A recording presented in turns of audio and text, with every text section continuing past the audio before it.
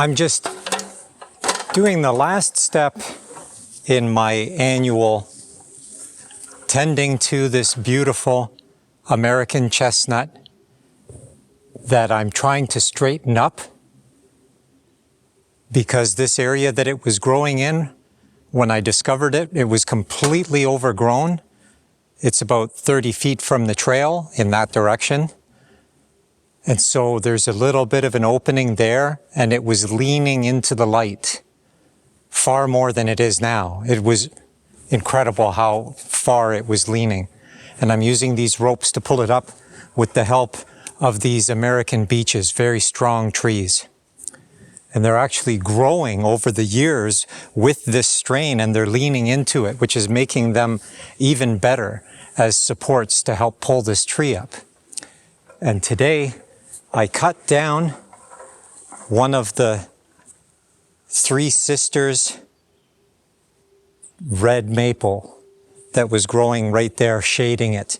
And the one that I just cut was leaning in this direction of the three. And because I had opened up in this area a few years ago, cutting down these other red maples, it had started to grow its top, its canopy, into that opening, which was now shading the chestnut, threatening to. So I took that one down. It was a very challenging cut. And that's actually what this video should be about, is about that cut. As you can see from this close-up, I had to cut it in such a way so as to make it fall away from the chestnut tree. And it was leaning towards it. And so what I did was I made the original wedge, of course, in the direction I want it to fall, but I also made the back cut on a triangle, if you will, and it was almost by necessity because I didn't want to take down that other sister that's right beside it. As you can see, I just nicked it with the tip of the blade when I was cutting the back cut. But it was actually perfect the way that it worked out.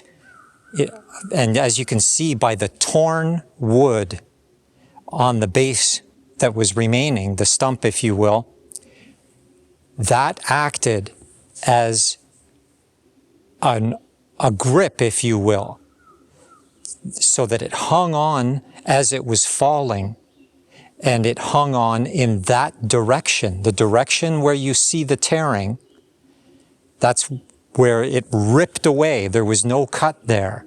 And so that was acting like an arm to pull it away from the direction that I didn't want it to fall.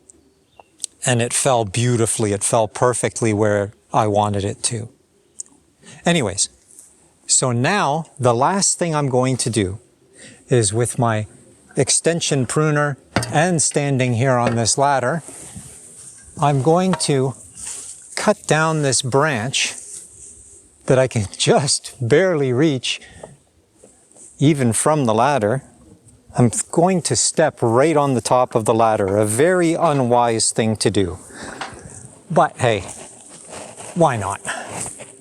And so now, because I know that I'm dealing with American beech, which is a very hard wood, I'm wrapping my hand around the rope around my hand several times to cushion against the very great strain.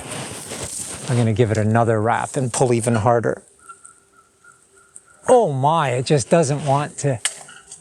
Well, you know what? I probably cut it enough that I'll be able to pull it down and it'll snap. Yeah, perfect. This branch was shading the growth on the American chestnut that's in a southern direction here, away from the lean. And that's critical. I need that growth. I need that growth to be vigorous, because it will act as a counterbalance. Maybe you can see that now, that it's nice and open and there's beautiful growth on that one branch that's coming in this direction. I really should probably prune some more, but I want the American beech to grow strong. So I'm going to leave that growth, and I'll just do the same thing again next year and cut the next one up. I'll have to bring a taller ladder. But now, for this year, this branch is perfectly clear and it's going to get a lot of sun. The days are still getting longer, and so in the next couple of weeks, the sun will be almost directly overhead, and this branch will be bathing in sunlight, and it will encourage it to grow more. There's so much beautiful growth up there on the top of this tree. I'm hoping in the next couple of years that this tree will blossom and maybe even produce chestnuts of its own. Anyways, I've got a lot more work to do, so that's it.